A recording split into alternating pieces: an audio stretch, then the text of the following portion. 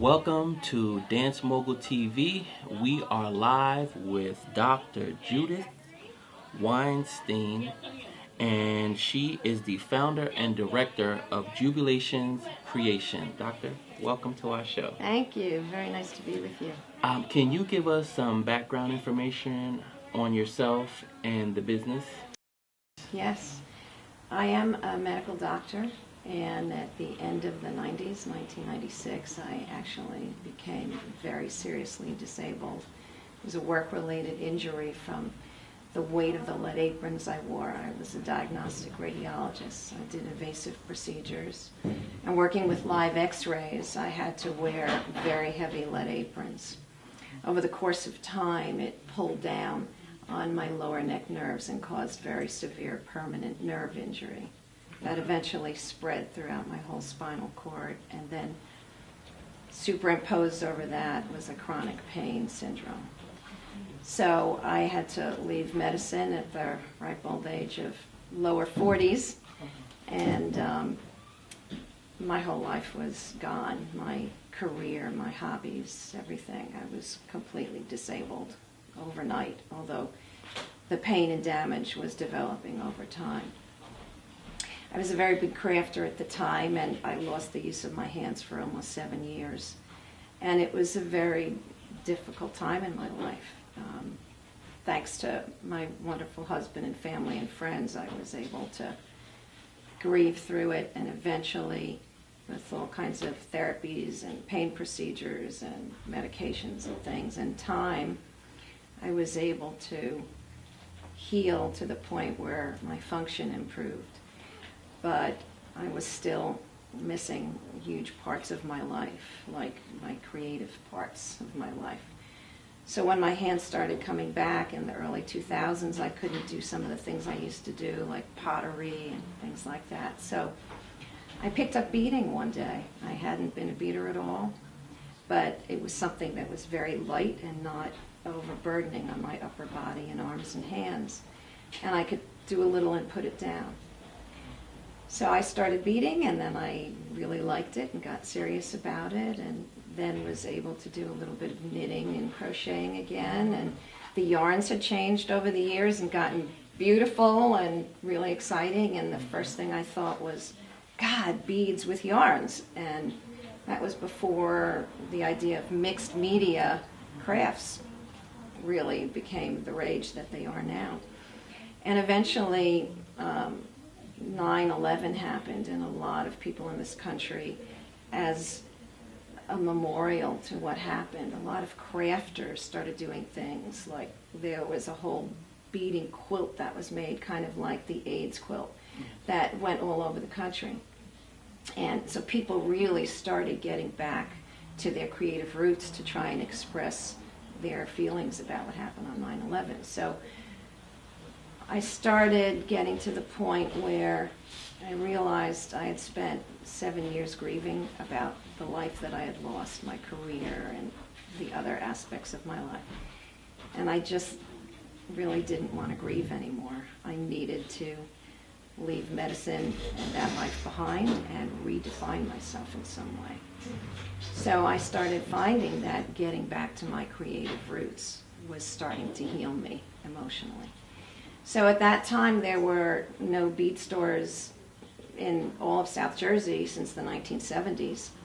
And I kind of started a mixed media club in my basement. And once a month, 10 to 15 women would come. We'd have a great time. And one day I said to them, what do you guys think about me opening up a bead store? And everyone said, yay! And they were very, very supportive.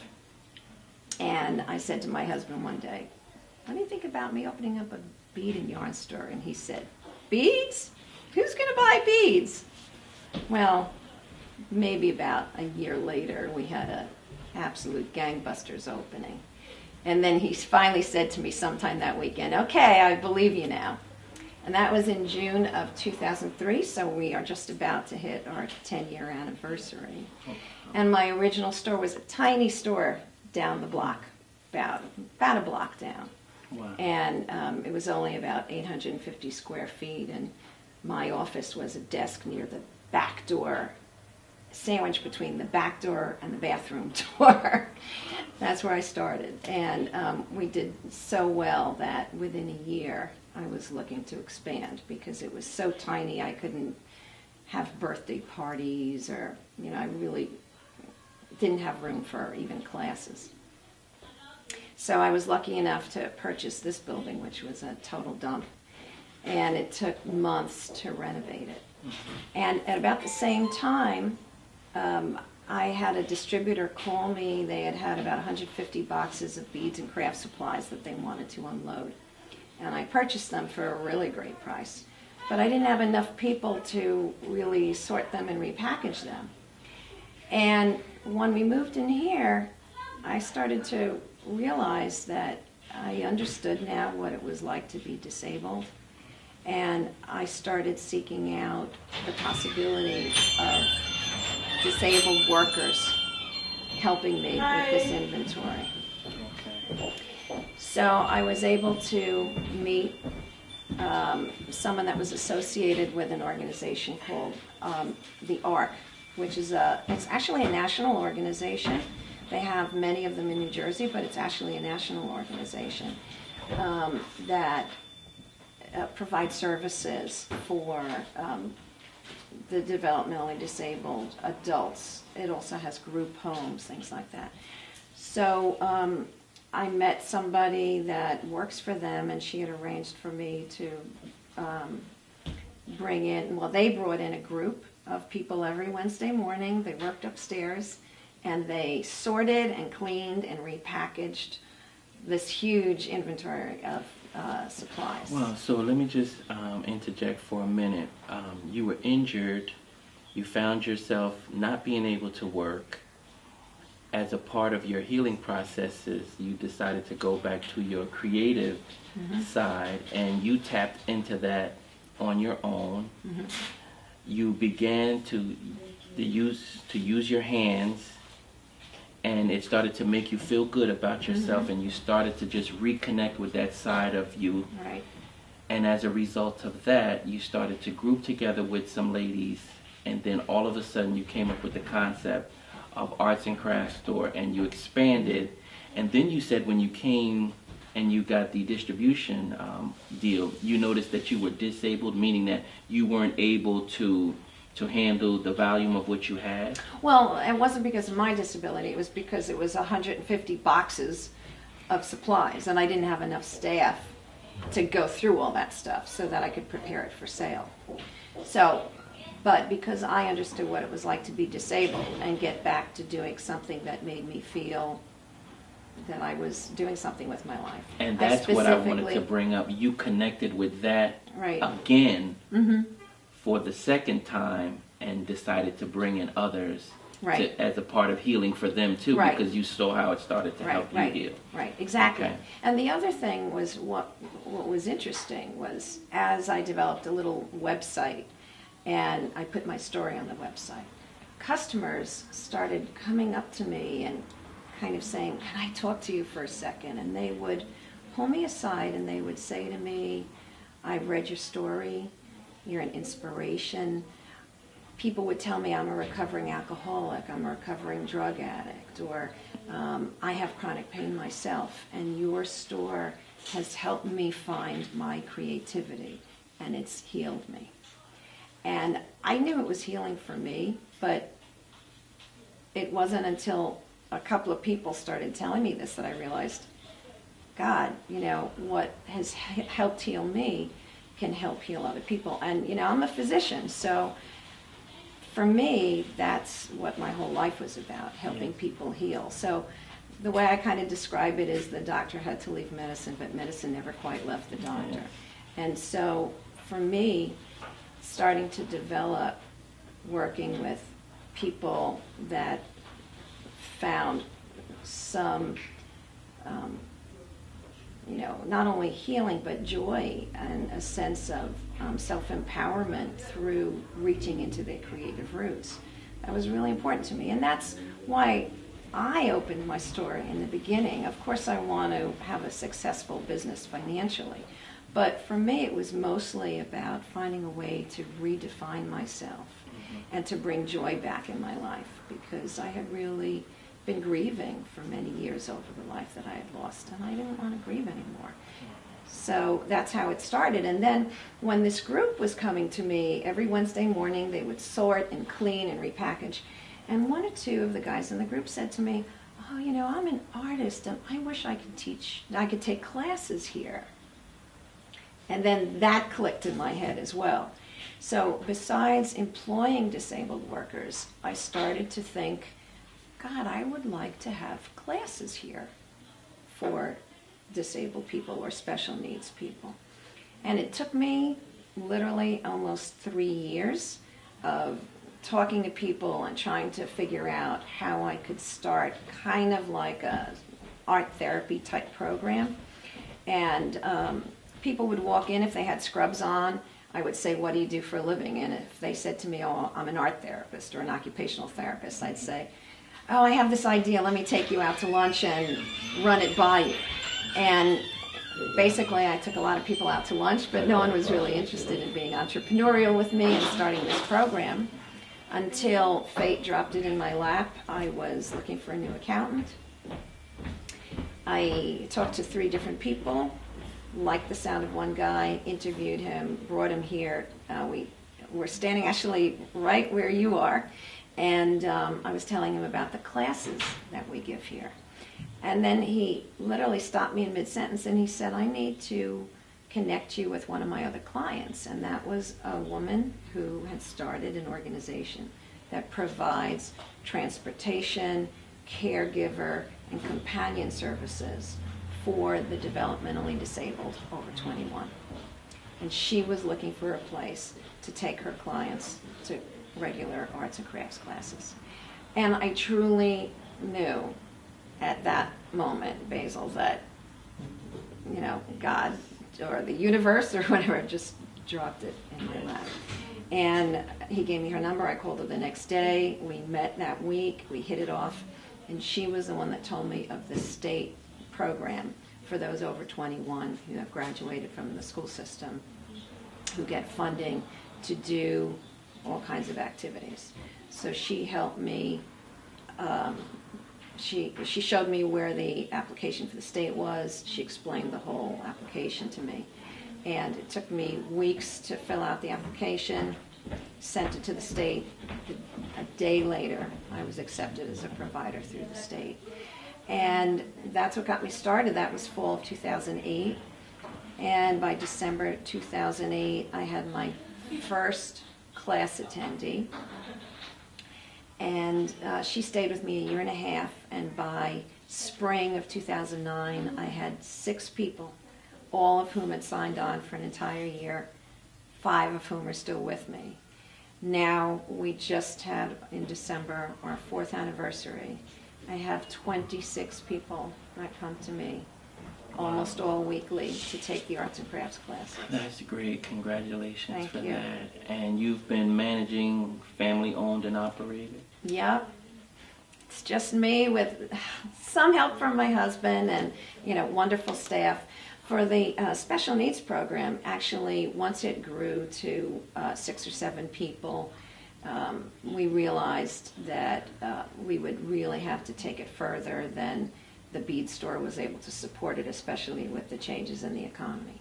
So at that point, we decided to become a nonprofit. So originally, it was the special needs division of Jubilee Beads and Yarns. But once we became a nonprofit in October 2010, it then became known as Jubilation Creations. Jubilation. So we are now a 501c3. And we're at the point where we so desperately need to expand space-wise, as well as for the fact that I'm going to be expanding my services now, Okay. that we need a bigger facility. So I do have to start applying for grants. But my staff for Jubilation Creations is a different staff from the bead store. And much of my staff is comprised of Drexel University Work-Study Co-op interns. Oh, wow, look at that. Who want to go into special education, art therapy, creative therapy, recreational therapy, occupational therapy. So they have an interest in doing a 6-month rotation with me where they actually do the classes, but it helps them formulate their ideas for their own careers. Do they want to work with this type of population or not? Do they want to go into the therapy that they chose? So it really helps them decide what they want to do with their career. And it's very much a one-on-one. They teach the classes with each class attendee. So they are responsible for researching the projects that they're going to do with each person, okaying it with me. We go over the whole procedure, and then when they go in the room, they know how to do the project, and they work with each person on an individual basis. That's great. So to the best of your knowledge, you are the actual first one to put together a facility like this? Yes, I don't know of any others like this, certainly within a small business atmosphere as well. There are big organizations in lots of communities that provide services for the disabled and special needs, but no one that I know of that's doing it like this in a small mom and pop atmosphere. The other thing that we do is, because the experience with the art group was so wonderful, I started to seek out other organizations. The art group eventually lost their main driver and the person who was behind the group coming here. So they stopped coming, but I really wanted other groups to come. So the bead store has now become a very important focus of work skills training. So we have, there's an organization called the Yale School that has, it's a private special needs organization, and they have 5 school campuses. 3 are for autistic spectrum. So we have 2 campuses from the Yale School who come here weekly. We have another special needs school called Bankbridge School and the Jewish Family and Child Services. And all these organizations send people to us. And the beads that you see here, these tubes, I don't buy them like this. I buy the tubes from one place and the beads from another place. So I have over 2,300 different tubes here. So these have to be stuffed, and the labels have to be put on them, and the caps have to be put on them, and then they have to be hung. So the students that come to us from these special needs organizations, we teach them how to do skills like this. We teach them how to string beads so that we can hang them and sell them. So there are all kinds of repetitive manual labor skills that we can teach them. And then these eventually translate for them into work skills. And I just recently had one of the Yale School work coaches say to me, "Did you know that we had 2 people get jobs from the experience they had working for you at Jubilee Beads and Yarns?" So because of that, we actually are going to be expanding now as well. The state came in and saw my program and were very impressed with it. And they actually told me that I could become certified to actually evaluate people myself instead of schools bringing them in and we just kind of put together 2 hours worth of work and they sit there and do it. We can actually evaluate people that say, "I have arts and crafts in my heart and I want to do something creative." We'll be evaluating them for their work skills, putting together a training program so that we can train them in creatively relevant work skills, and then do job placement in the creative arena for those people that want to do something in creative areas. Wow, that's really good. It sounds like you really have your vision clear. In talking about your new facility, what is the ideal environment like in the new facility as far as your vision? Oh, I've thought about that a lot. Right now we have a little tiny room where our classes are, but we also have special needs yoga as well. But to expand, I would love to have a much larger building just for the special needs program, because I can expand it in a lot of ways. Jubilation Creations needs a room for more than one craft area, a storage room, and I would like to expand the yoga to include wheelchair and other forms of dance, And so we would need a room for that. And with expansion into the work evaluation and training, I would need a room for that. Plus, I have lots of staff, and I need a bunch of offices. So I would love at least a 2,500 square foot building. And we can also, if I have a staff kitchen, there are a lot of the people that attend my Jubilation Creations classes that hear about a cooking class here or there. So, we could very easily bring in and expand to life skills kinds of instruction where they can learn how to cook. Some of the people that come to us live at home, but we have about 6 people that come to us that live in what's called a group home. And, years ago, they got away from living in institutions. Yes. And many of these people are now living in the communities, either private or organizations like the ARC of New Jersey, buy condos. Yes. And they move people into condos with help, with people that come in either to help them cook or clean, or they have shifts that are there 24 hours a day.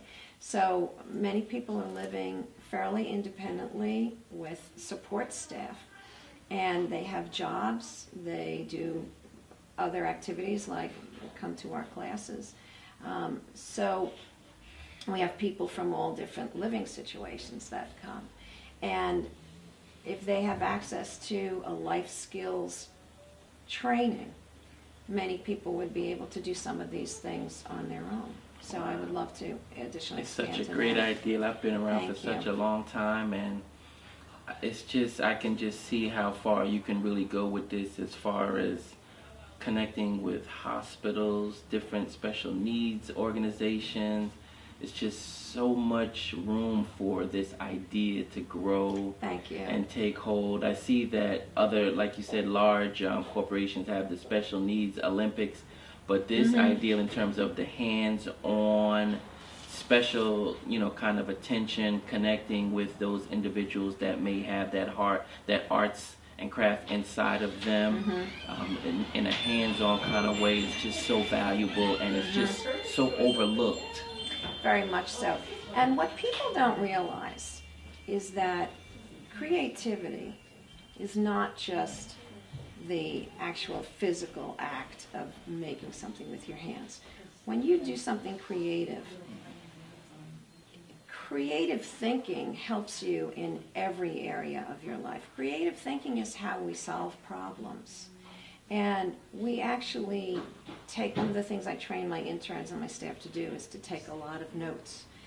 And that's because, first of all, many of them are going to go into a therapeutic field, so they need to know how to evaluate and produce a plan for the patients that they'll be working with.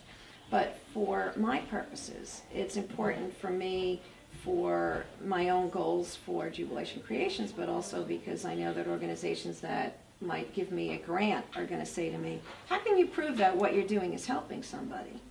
So we really keep good records that show that we've helped many of the people taking our classes make tremendous strides, whether it be socially, because we interact with them and they interact with other people in class. We play music during class.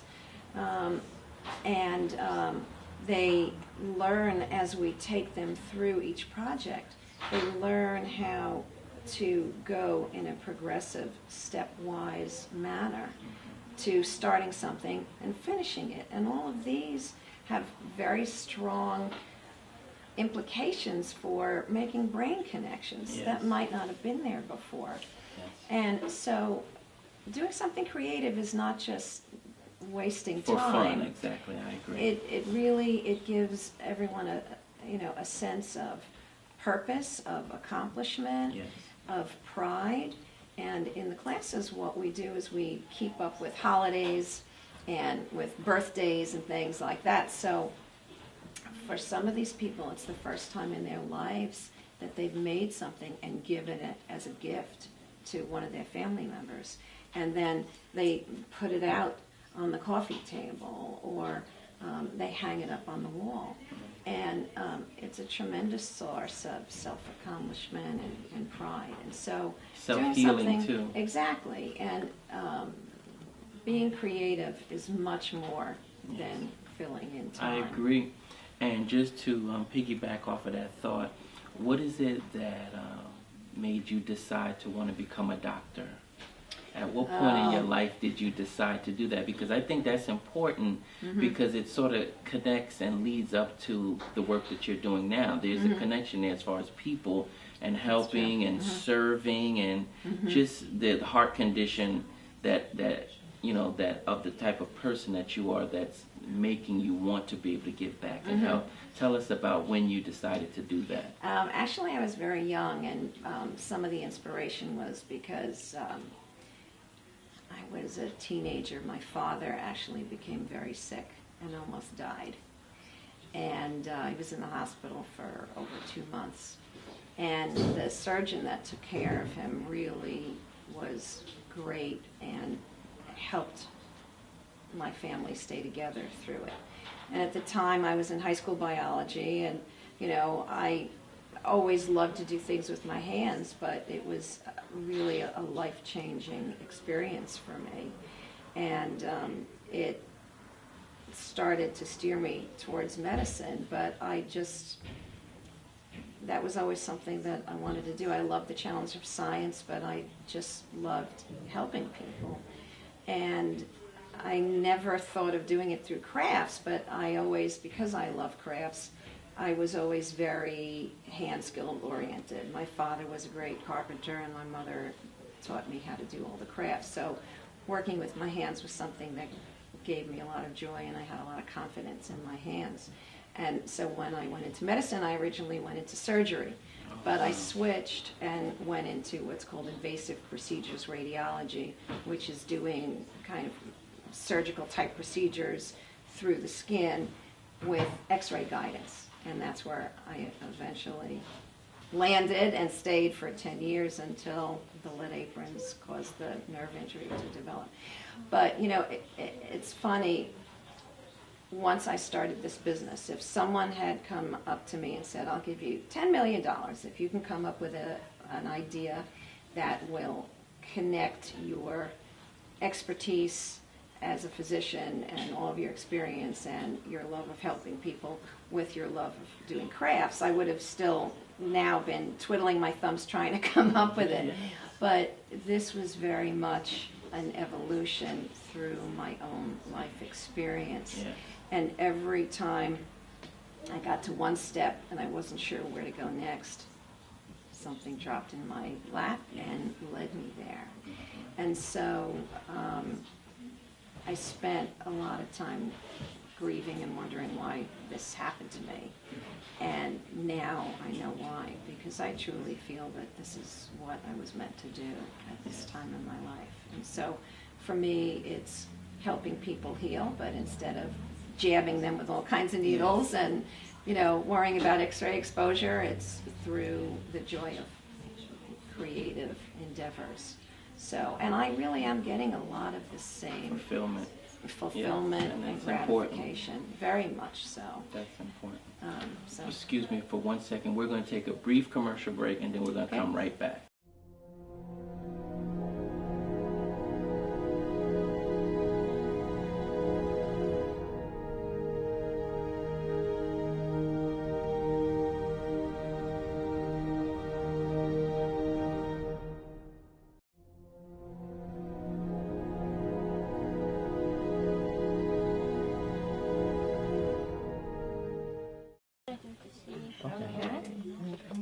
So tell me, what are we seeing here today? Well, this is where the magic creativity happens in Jubilation Creations. And we have our wonderful, talented class attendees here, as well as my staff. And I'll introduce everybody. This is Michelle Maltese. And Michelle's been with us now, God, over 2 years already, I think. And besides classes, Michelle also, after her class on Wednesday, she goes upstairs to take our yoga class as well. So she enjoys both of the things we offer here. Michelle, why don't you tell them what you're working on? I'm making a coasters for my mom and dad. Oh, that's nice. That's really nice. And how are you making it? What are you using? These are tiles. Very nice. Yeah. And she's hand painting the tiles. And then afterwards, we will bake them. And she's working with Carly, who's one of my staff people. That's nice. And Is this sort of like a blueprint? Yeah, these are called preliminary drawings that we do so they can plan out what they're going to do before they start painting. That's nice. Yeah. Carly is our artist in residence, actually. Hi, nice to Pleased meet to meet you. you. So she's been introducing a lot of really neat art-related things. Okay. All right. And this is Patty Linthicum and Sharon Mader. Okay.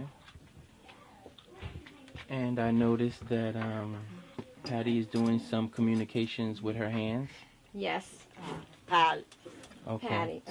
Patty is hearing impaired, Okay. and Sharon is her interpreter. Okay. So all right. Sharon comes to every class with her. Oh, that's nice. Very nice to meet Basil and now Anthony. you're gonna go. Yeah. Okay. And actually, they're inspiring all of Under us there. to try and learn a little bit Nope, of this is sign left. language too. That's great. So you're gonna yeah. go under here. And it So- looks like she's working on a scarf. Yeah, Patty. Do you want to tell them what you're working on?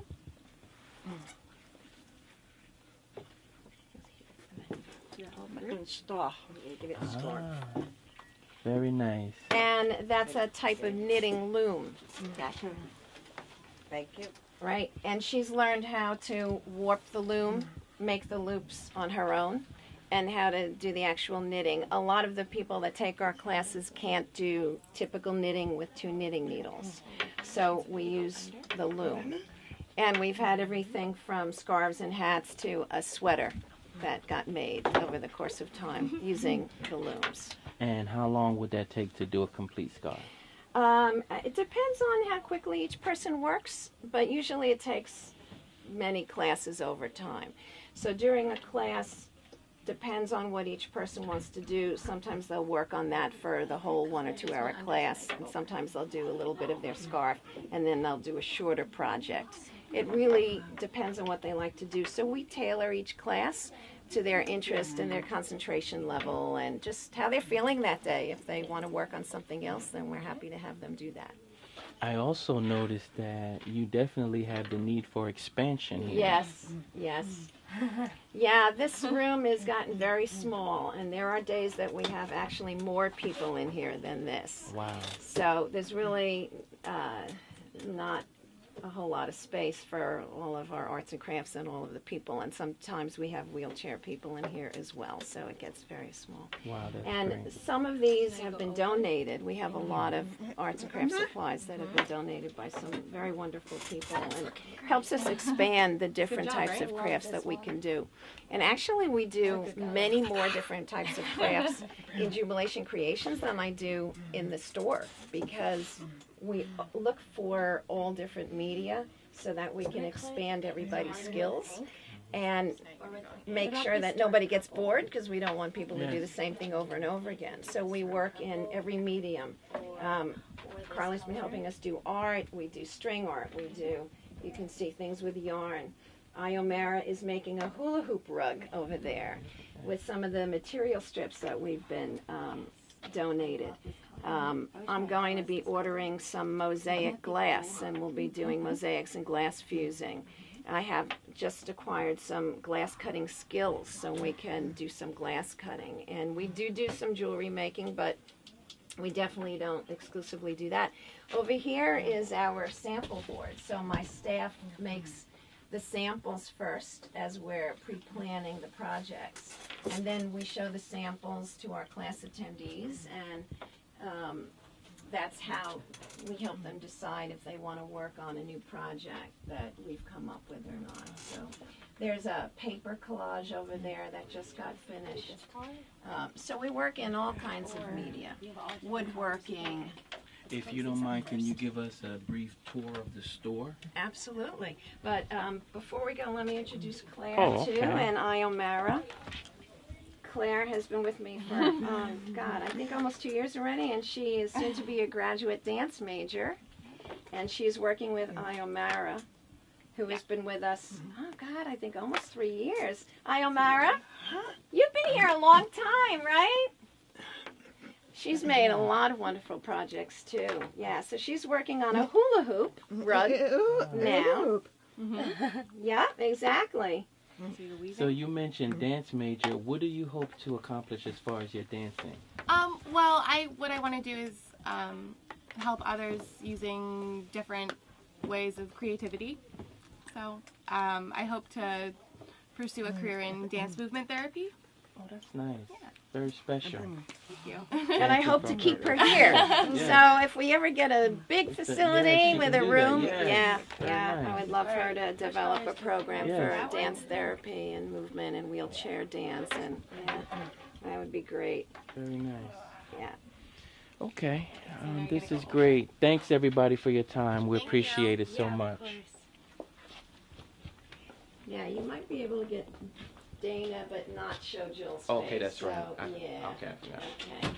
So, okay, so for the tour, do you want to start in the bead store, or you want to start here? Okay, actually, let's start in the back room, because that I really want you to see. I'm about to watch out of the way. That's all right. Oh, Jill, are you making a wreath? Yep. Very nice. Excellent.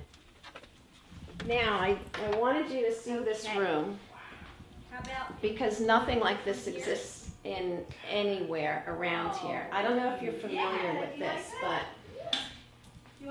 these are called they're known as lampwork beads, but the better name for this is flamework glass beads. And these are the fancy type beads, not the little beads in my bracelet. Yeah. This is an art form that goes back to Italy in the 1400s. And it's called lampworking because in those days they used little oil lamps to melt glass. These are made out of glass, handmade out of glass. And we have this studio. It has 8 torches. These are the glass rods that you use to make the beads. And what we do is we use this metal rod. It's called a mandrel. You coat it with a liquid clay, and you hold it in one hand, and the flame for this is the length of your hand. And you melt the rod. It takes maybe 30 seconds to get this heated to about 3,500 degrees, where it's kind of like raw egg yolk. And then it gets drawn onto the mandrel. And you basically you start with a plain bead, and then you take other colors of rods or small things like this. They're called stringers, and you actually make them yourself. So you use the stringer to melt it onto the glass, and you make dots and other different surface decorations with it. So basically, what we do here is we create these fancy beads, and you make different surface decorations using different techniques and tools for shaping, things like that. And then once you've made the bead, it has to be reheated in a kiln, because the glass, once it's heated, becomes unstable. So if you don't reheat the glass, the bead will crack by itself in a day or a week. So this studio is really a state-of-the-art studio. We have 8 torches, and that's for the flame working. But all of these supplies are for metalsmithing as well. So we do metalsmithing jewelry techniques everywhere from sawing a piece of silver sheet into a flower and layering it and making it into a pendant that can be made into a necklace. So these are all metalsmith supplies and tools. And if we want to do jewelry soldering in here, we just pull out the connections to this torch, and we put in a smaller torch, which is used for soldering.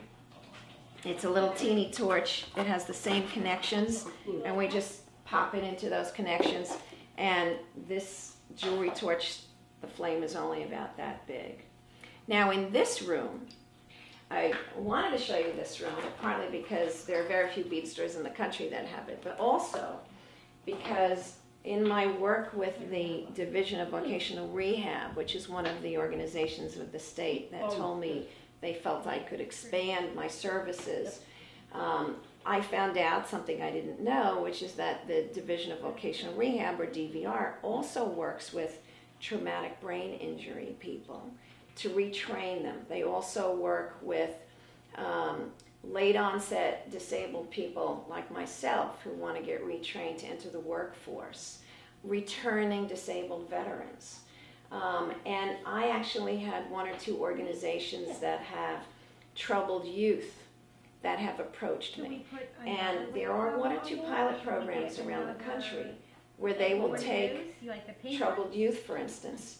They'll sit them down at a torch and they'll teach them how to make beads. I was thinking the same thing when you brought out the small. Or I was metal thinking smithing. about, as far as at-risk youth and summer programs and 3 floors of activities of different, services, providing different services for different individuals. Yeah, absolutely. Wow. So I would love to do that, because besides teaching them how to make the beads and become creative, then from there I could teach them how to make jewelry. Yeah. I can teach them how to market themselves. Yes. There are a whole array of street fairs where I can teach them how to dress, take them out there, show them how to sell their jewelry. They can start to earn money.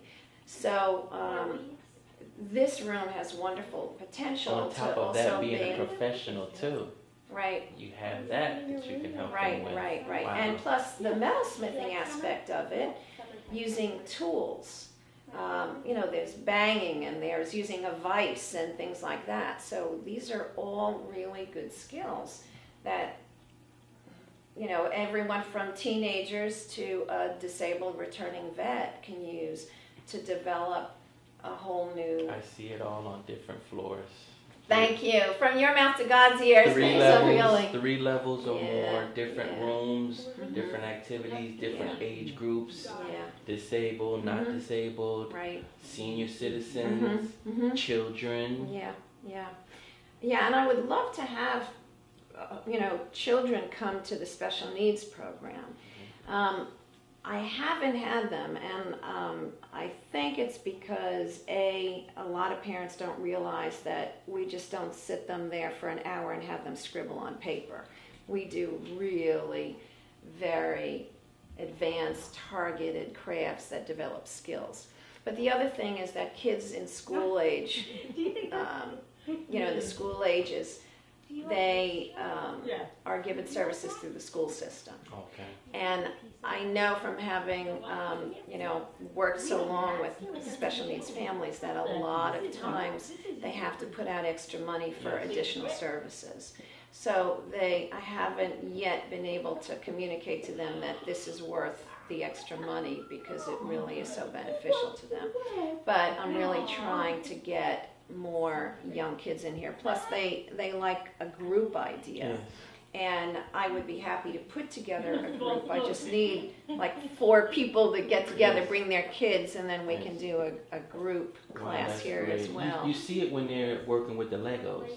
Yeah, They're at a being very young creative with age. the Legos, so you Right. see that they have that capability inside them. It's just a Right. matter of finding a place or a person such as yourself that can help nurture that Right. creative side. I remember years ago in the 70s, they used to have arts and crafts in school where we used to do woodwork and That's right. just arts and crafts with just working with our hands, and they took it out because they said that it had no academic value. Yeah, but that's so wrong. That's so wrong. That's, like I said before, They doing took something it out. creative. That's creative thinking, is problem solving. Yeah. And those skills are directly transferable to anything intellectual or educational that we have to do throughout our And lives. it helps you to have a sense of accomplishment. Oh, absolutely. And it helps you get through your day, because you Right. know that when you get to that wood class, in my case, I made like a lamp Oh, you did? Oh, The that's long great. wooden lamp and Yeah. the light bulb, just that whole process, I was excited each day Yeah. so that I could hurry up and finish that lamp. So Yeah. it was very motivating. Mm-hmm. And by the time my son started going to school, I noticed that it wasn't the arts. There was not as much emphasis on it. It moved over to technology. Yeah, and you know, that's actually, I was just thinking about that.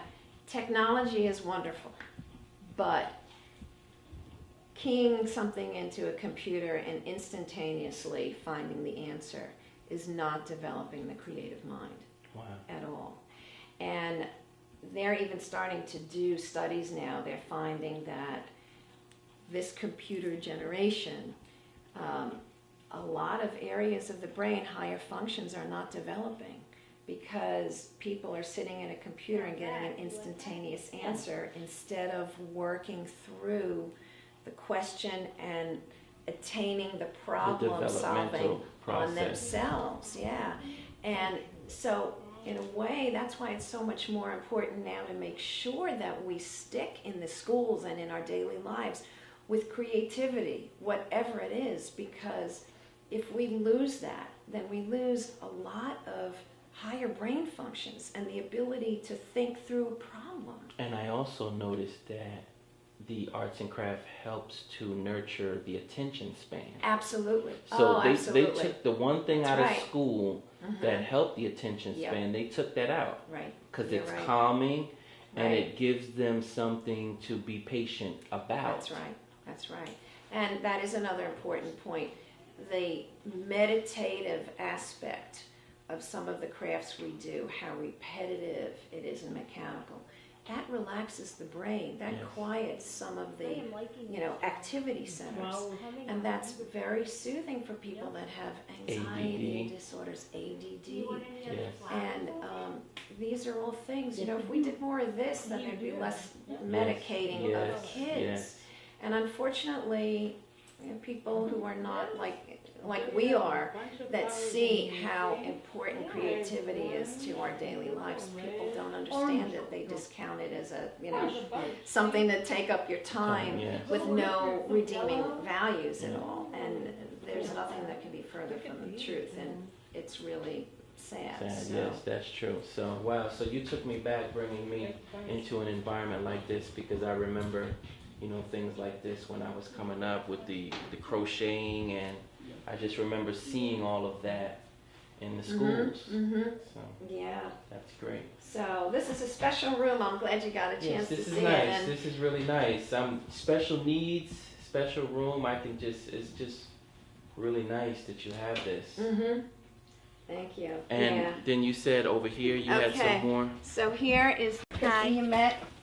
Chrissy's been coming here a long time. Yes. Yeah, Chrissy brings Iomara and Jill here to us. So, because the first craft I learned was knitting from my mom, God bless her memory, I opened up as a beads and yarn store from the very beginning. So I was actually one of the first in the country to do mixed media arts and crafts, which is basically putting together different materials. So I like to do the mixed media thing. Like this purse I crocheted this many years ago and then made a bead fringe to match the colors. So that's what I mean by mixed media, putting all different things together. And that's my personal favorite, so that's what I like to do. And the classes I teach, I like to do the mixed media classes. When I was just starting to get my hands back, one of the very first things I did when I combined beads and yarn was I made this Jubilee scarf, which was just some fancy yarn, and I put beads throughout it and made a bead fringe. And at one of my very first large bead shows, the editor at the time of Beadwork magazine came up to my table, saw this scarf, and said, "Oh my God, we got to have it in the magazine." So that became my first non-medical craft-related publication. That was in Beadwork magazine in October 2004, and I still get people ordering the kit. We put together different kits, and people still can order it on the website. And a lot of the things that you see here, some of these cards, these yarn sample cards that can be used to make crafts and jewelry. This is actually wool that came off a sheep. I took my daughter when she was 8 or 9 to a local farm where they did a sheep shearing. And this is used to make felted beads. You wet it and you kind of jumble it together and it hardens and you can make a very light felt bead. This was assembled by one of my disabled employees, and a lot of these things are put together by some of the disabled and special needs workers and volunteers that we have here.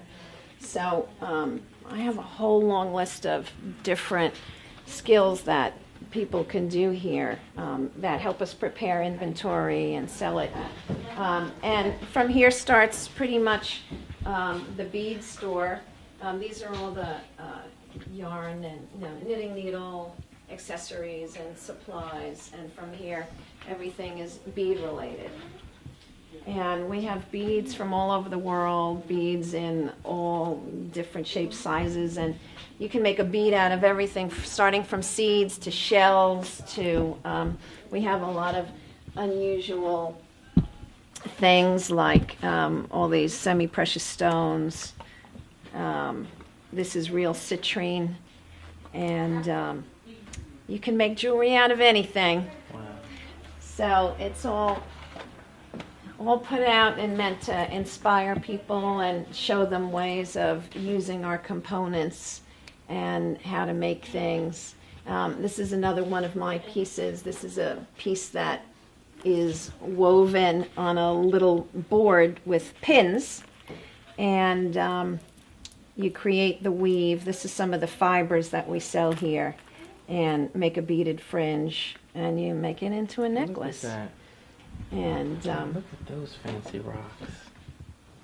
yeah, this is actually dichroic glass. This is glass fusing, and this is one of the things that I definitely want to do with Jubilation Creations. So I'm actually looking to order some glass now, or maybe get it donated from a glass company. That'd be even better. You start with sheets of glass. You score it with a special glass scoring tool, and then it just very easily cracks.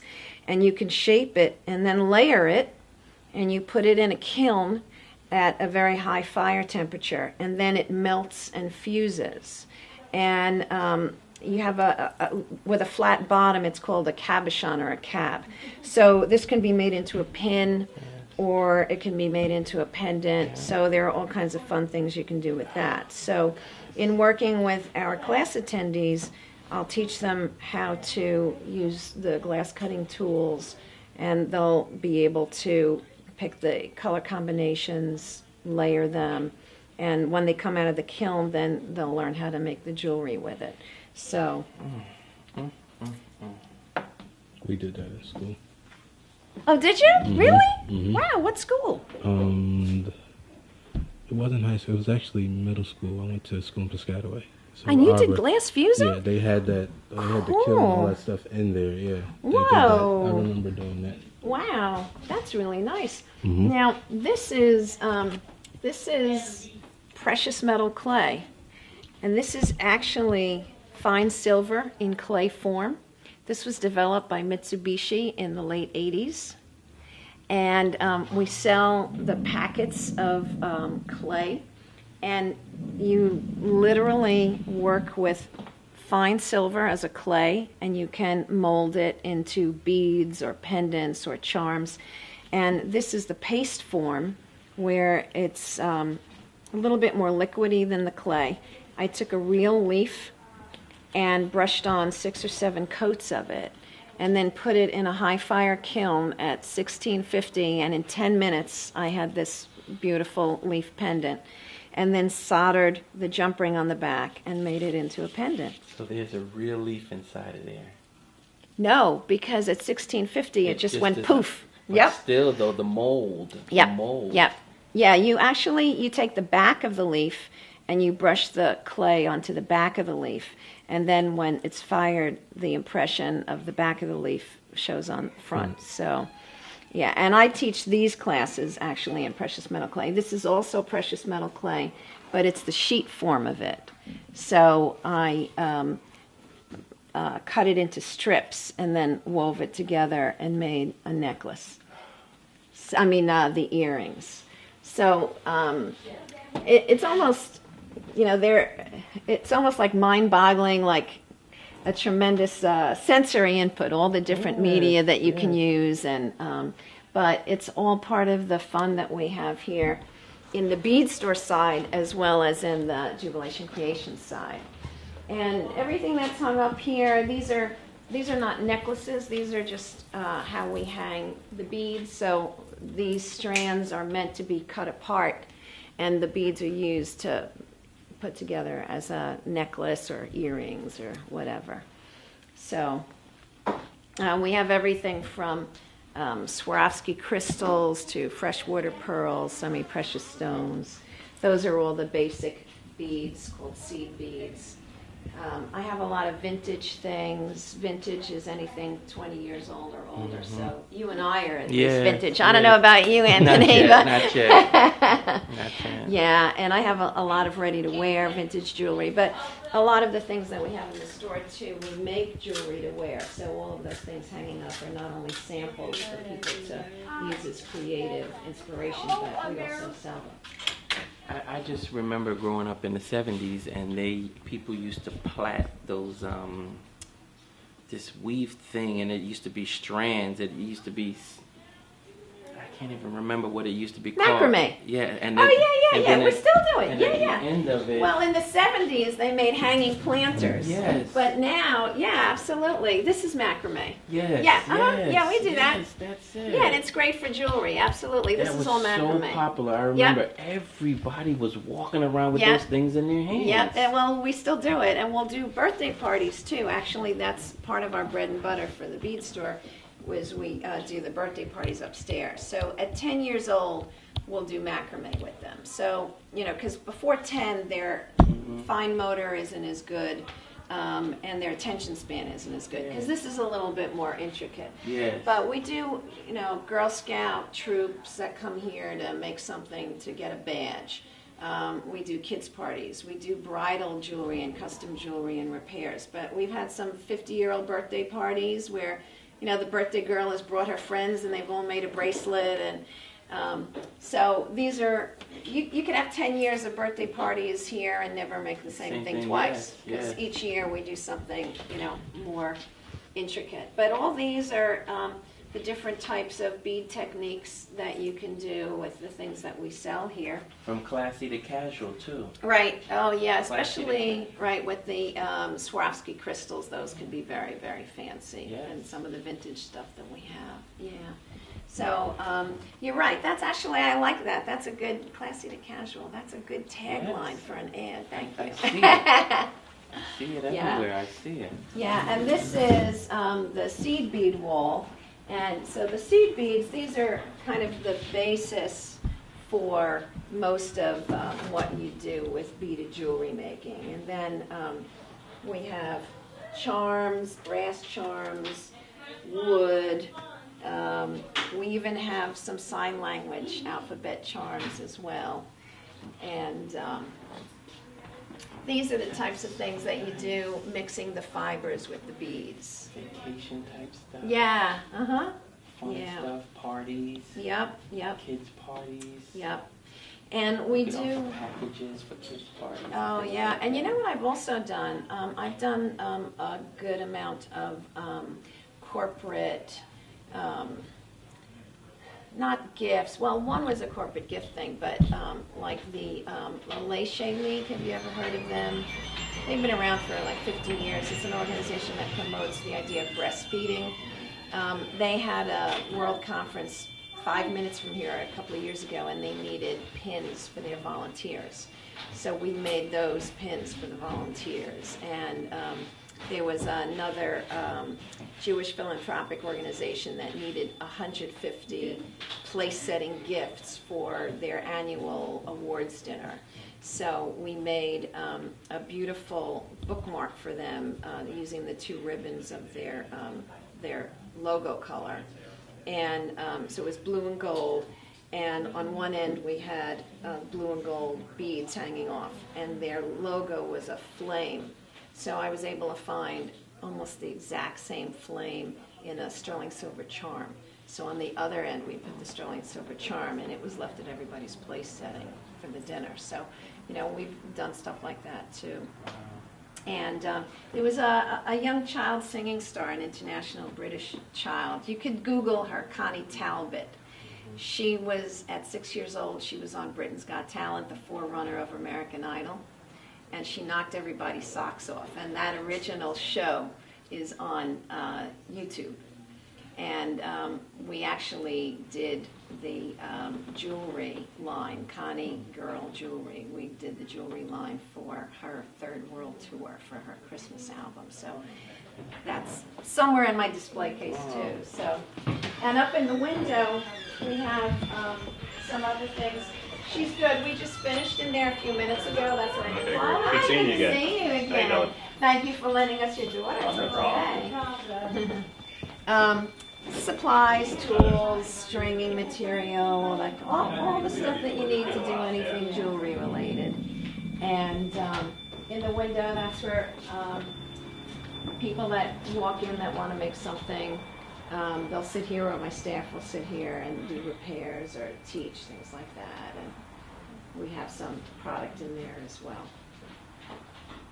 Magazines, books, storage stuff, anything that your serious crafter would need. Welcome back. We are live with Dr. Judith Weinstein, and she is going to give us some more information on how you can reach out to her and be a part of her wonderful organization. Welcome back. Thank you. Okay, can you tell us how can individuals be in touch with you? Tell us the different organizations that can reach out to you, and just give us some more input about how a person can benefit from your services. Well, we do have a website, www.jubilationcreations.org. And from the website, you can get to our Facebook page. Okay.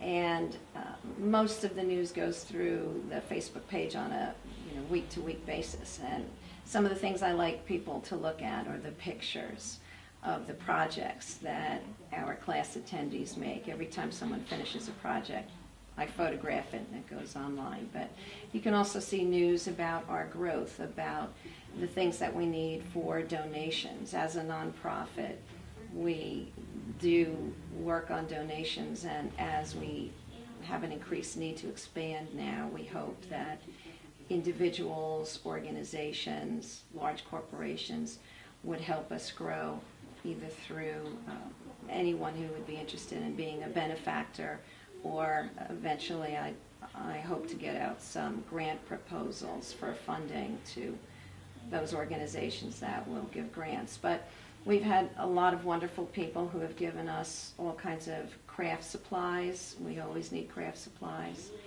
And I am hoping that once we get a little bit more room, we'll be able to take on some volunteers. I've had quite a few people say that they would like to volunteer their time. So anyone can actually go to our website. There is a Donate Here button. Okay. You can actually donate through PayPal if you're interested in donated funding.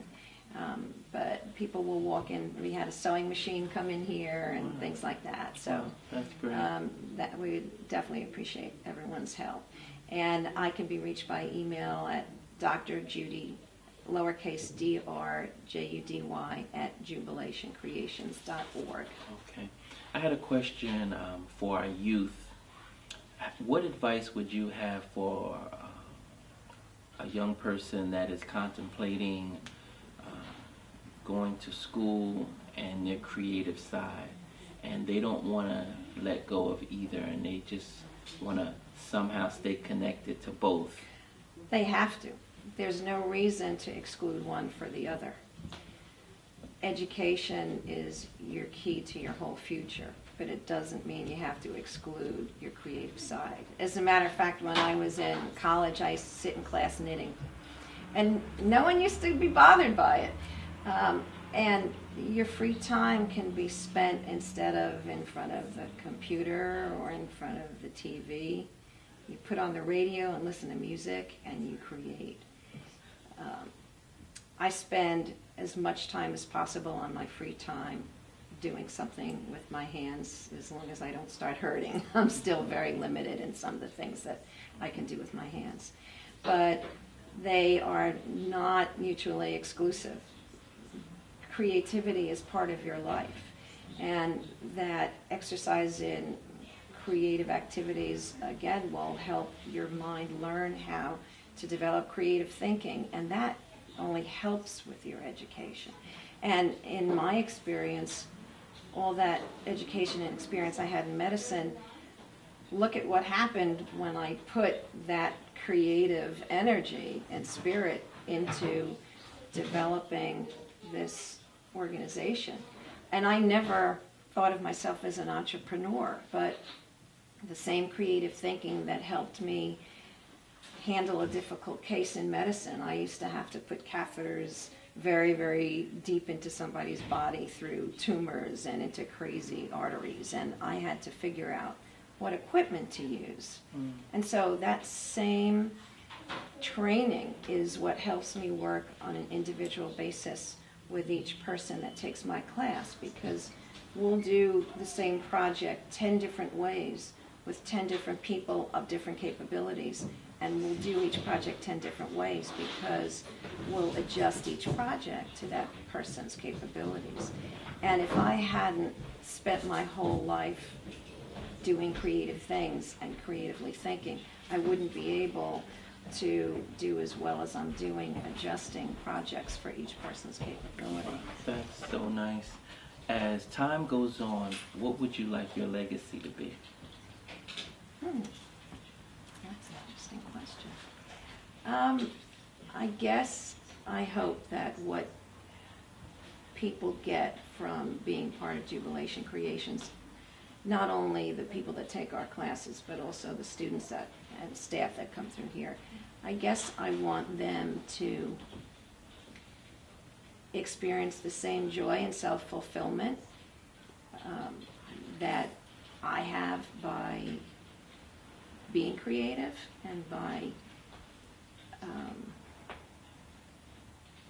making creativity and interaction with other creative people as important a part of my life as I have, because it has so far-reaching an effect on your life when you do something that makes you feel good about yourself and you have fun doing it. Yeah. And that's also, you can't leave out the element. I guess I forgot that element. I mean, it's not only important to be creative for all of the cognitive and physical things that it helps you with, but it's also because it's fun.